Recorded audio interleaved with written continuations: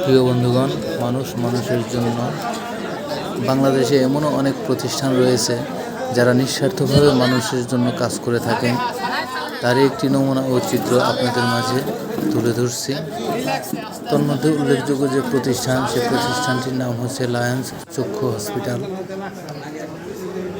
Lions club of Manikganj শাখা, তাদের উদ্যোগে মানিকগঞ্জবাসীদেরকে ফ্রি চিকিৎসা দেওয়া হচ্ছে, যা একটি মহতী উদ্যোগ।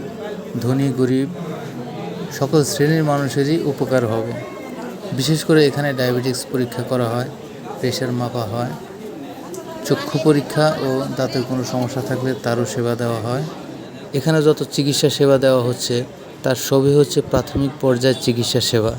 যদিও প্রাথমিক পর্যায়ের চিকিৎসা সেবা তারপরেও অনেক ভালো, বিশেষ করে জনসাধারণের জন্য অনেক ভালো। আর এখানে দেখেন খুব সুন্দর, অনেক আমন্ত্রিত অতিথিও আছেন এবং এই ক্লাবের সদস্যবৃন্দও আছেন, চেয়ারম্যান আছেন, এখানে বক্তব্য দিচ্ছেন। সবাই একটু শুনেন। আসলে আমি চেষ্টা করছি লায়ন্স প্রেসিডেন্ট হিসাবে আমাদের মানিকগঞ্জবাসীর জন্য কিছু করার জন্য।